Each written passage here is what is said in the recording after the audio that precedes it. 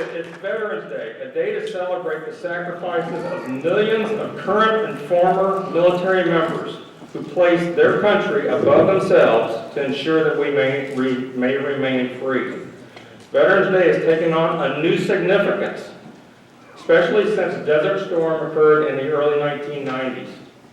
The United States military has been actively engaged in Iraq and Iran for over 24 years. That's a lot of sacrifice, with many troops asked to deploy multiple times. However, it always hasn't been this way. After the Vietnam War and into the 1980s, Veterans Day became just another day off for many. There were few parades or ceremonies, and many of those events were not well attended. Times have really changed. Here in Quincy, we have not one Veterans Day parade, but two, including one just for the residents of the Veterans Home.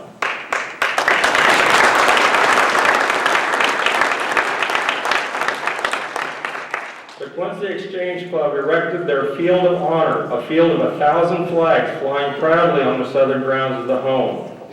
Flags are everywhere. Strangers on the street shake the hand of a veteran or an active duty service member and thank them for their service. I'm glad that the importance of Veterans Day has returned. The country again recognizes the debt that they owe to each veteran. Today we celebrate and thank you for your service and sacrifice.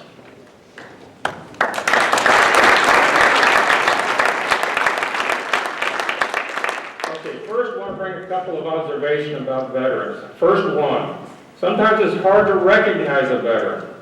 You know, today it's kind of obvious. It's Veterans Day. Many vets wear a special cap, shirt, or jacket that identifies their status, their branch of service, or a ship, a base, or a military unit that they were associated with.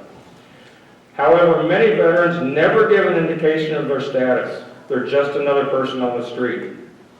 Some vets do wear visible signs of service, a missing limb, a jagged scar, maybe a certain look in the eye. Others may carry evidence inside them, a pin holding a bone together, a piece of shrapnel in the leg.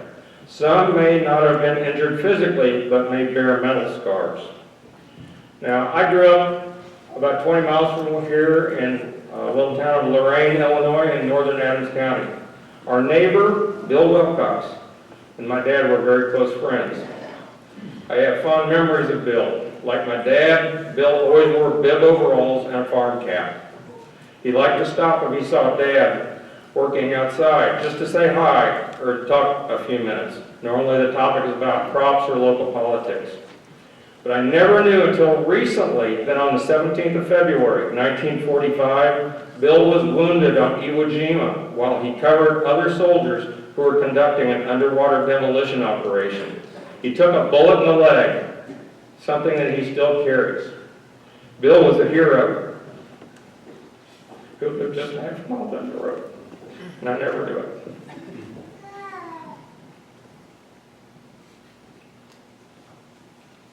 Given that story, I'd like to do a little experiment. I want everybody to look around, really look around, and identify all the vets. Do you see them? Really look around. Now I want all the vets to raise their hand as I call their conflict. Please keep your hands raised.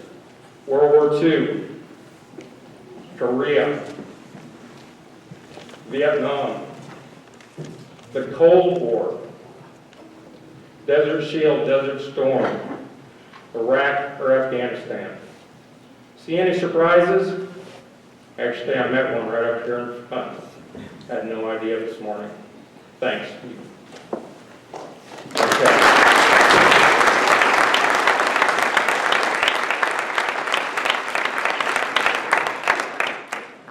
Okay, second observation. Most vets did not seek to be a veteran. They became a vet because they were needed to defend the country, and they responded. Many of you were called in the form of a draft during World War II, Korea, or Vietnam. However, many of you saw the need and volunteered. I need to remind you that since 1973, the U.S. has relied totally on an all-volunteer force. Last night while I was watching the History Channel, there was an advertisement for a story. And there was a quote from a veteran who joined the Army in World War II, and best summed this up. Why did he join? I hated Hitler and I love this country. What more do you need? I also looked at my own family as an example. The Ashers had very little military history even during World War II. Only my uncle served near the end of the war. My father's family had just begun to farm, and my grandfather died just before the start of the war. So Dad was deferred from military service because he was the oldest son and had to continue operating the farm. While we were growing up, neither me nor my brothers showed any interest in the military. We played with cars and trucks.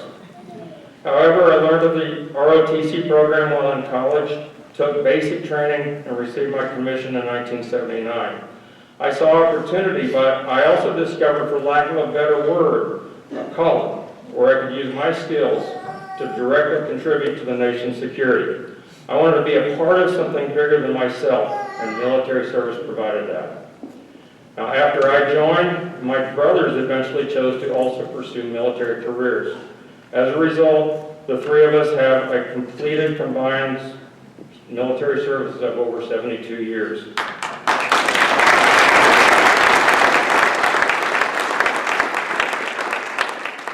In addition to my 22 years, my brother Dave retired as a Master Sergeant with 20 years, and my youngest brother Dan retired as a Chief Master Sergeant with 30 years. And that, of course, doesn't include my lovely wife, Susan, who also completed 23 years of service.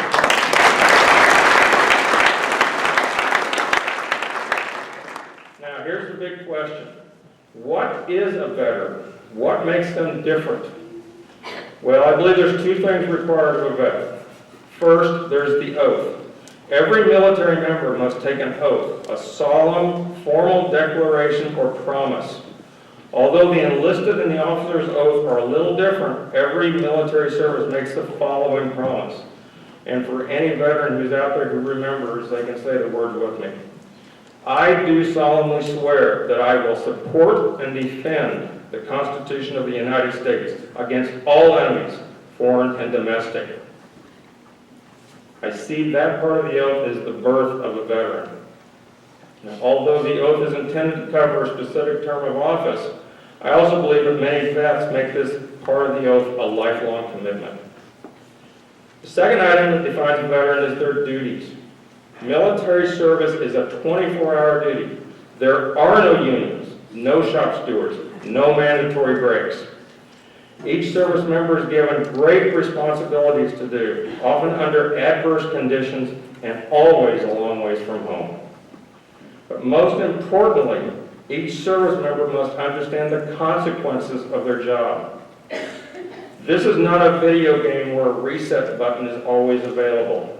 This is the real thing. Lives are on the line. One chance, no reset buttons. Now, I recently read a story about a Lieutenant Heather Penny from the 101st Fighter Squadron. She was just a 26-year-old rookie fighter pilot who had just returned from a training mission. Her aircraft had not even yet been rearmed. She was on a routine meeting when they received a phone call. Oh, and I did fail to mention that the 121st is part of the DC National Guard stationed at Andrews Air Force Base. Can anybody guess the date? September 11th. The order came to scramble after the Pentagon had been hit and Flight 93 was headed toward Washington. Her orders were to ram the airliner with her unarmed fighter if she encountered Flight 93. Lieutenant Penny had to be willing to stop a hijacked commercial airliner with 40 passengers and crew on board. She clearly understood the consequences of her action to herself, to the unarmed airliner, and to the country if she failed and the airliner struck its target. I recently also read an article from Craig Roberts, who is an author and a U.S. vet from Vietnam, who best described a veteran.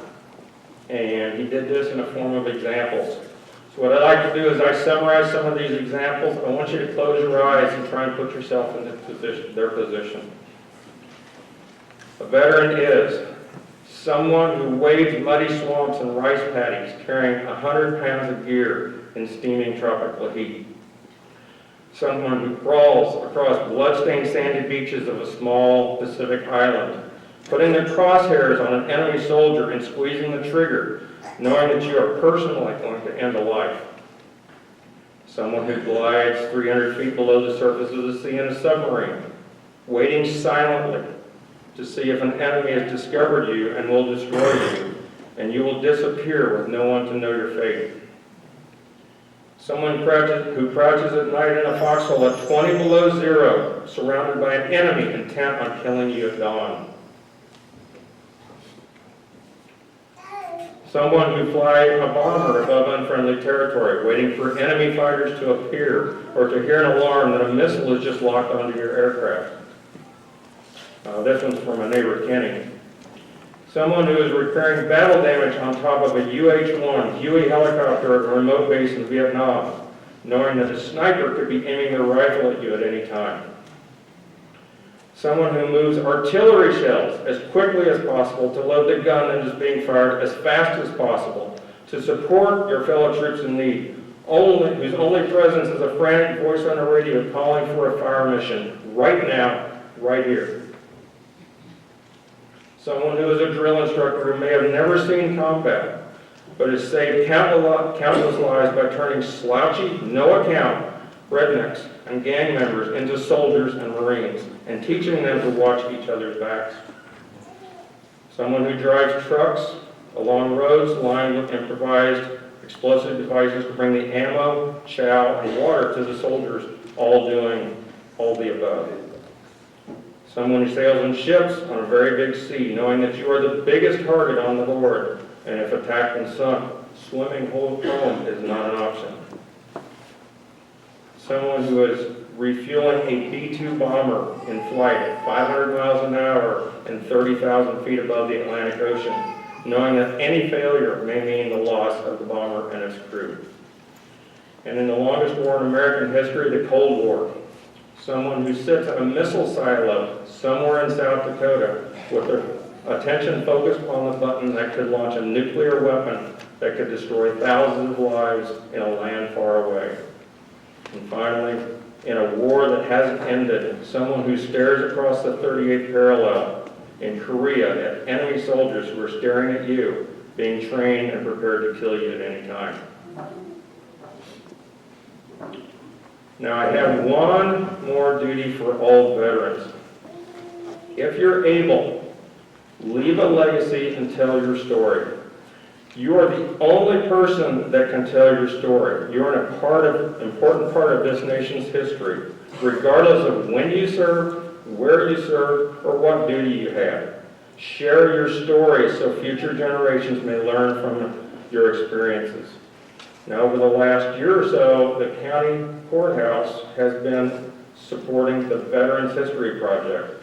This is a national and state project that collects the personal accounts of American war vets so that future generations may hear directly from them and better understand the realities of war. You can record your story at the Adams County Courthouse. The next date is actually next week, November 19th. Members of the County Bar Association and the County Probation Department donate their time as professional interviewers. Official court recorders transcribe the interviews. Volunteers scan pictures and other documents. And these interviews either go to the Illinois State Archives or to the National Archives. So, if you can, leave a legacy and tell your story. Thank you again for the honor of addressing you on this very special Veterans Day. Our country has much to be proud of, and you have much to be proud of. Our veterans are the foundation of the United States' role in the world. Let us never forget their dedication, their sacrifice, and their willingness to support and defend us against all enemies. Thank you again for your service. God bless you. God bless the United States.